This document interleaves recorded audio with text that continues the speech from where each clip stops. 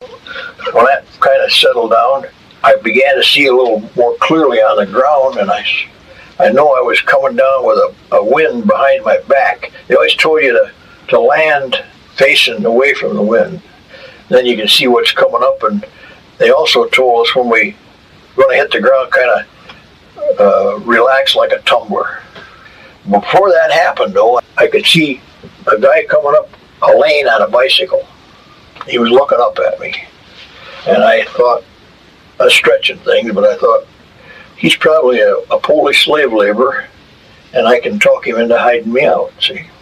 He turned out to be the Burgermeister. And when I landed, I lit hard on my feet, and I twisted my left ankle, and I fell right heavy on my left shoulder, knocked the wind out of me, and the chute was dragging me across this, lucky it was a plowed field. The chute was dragging me across this field, and I reached out and pulled the shrouds and collapsed the chute. I'm laying there trying to get my breath when the guy on the bicycle came up and had a Luger pointing at my head. So I thought, well, that's the end of that Polish slave labor theory, you know. He's jabbering away at me in German, and two other farmers came across the fence with pitchforks, and they made me pick up that huge big chute, big bulky thing. And I'm in my stocking feet naturally, and they kind of prodded me along, and we headed off down towards the village. The village wasn't too far away, and we came in on one of the streets there. And as we came in, the people came out of the houses. Evidently the all clear must have sounded or something. Out they came, and they lined the streets like a gauntlet. And all I could think of was old Daniel Boone and Simon Kenton running a gauntlet, you know, in the old days. They were hostile. They were hurling epithets at me in German, which I couldn't understand, but I knew they wasn't praise. I knew that. And I was walking along in my stocking feet, and all of a sudden a kid about 15 years old came out. He had a big rubber boot on, and he kicked me right in the rear end. And I thought, oh boy. So it took me down to this. See, in the villages in Germany, the barns and everything are alongside the house in the village.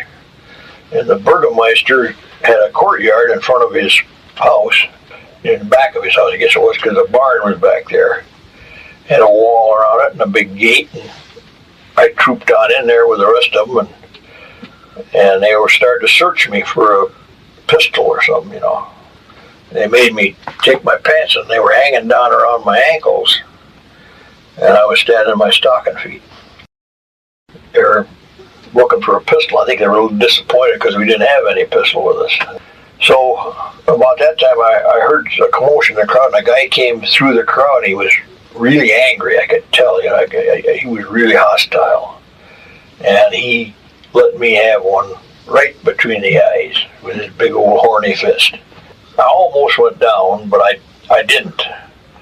And I ducked. He swung 2 or 3 times more. I ducked. I was trying to get my pants up with one hand and fend him off with the other.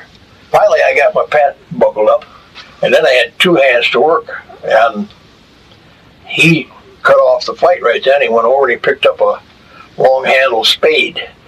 Normally a spade has got a short handle. This one was a long handle and had a square nose on it. He came at me with that spade, and I saw him swing, and I ducked, and I felt a whistle over the top of my head. And I thought, oh boy, I got to get in close on this guy. So I closed right in on him, and I got a hold of the spade, and he got a hold of it. We were wrestling for the spade. And about that time, there was an old man in the crowd with a big white walrus mustache. He had a green felt hat, and he started to help me. He realized that they shouldn't be killing this guy, you know, even if he is the enemy. And about that time, then the Burgermeister and the other village cop with that old scuttle helmet, they came to my aid, and they disarmed this guy.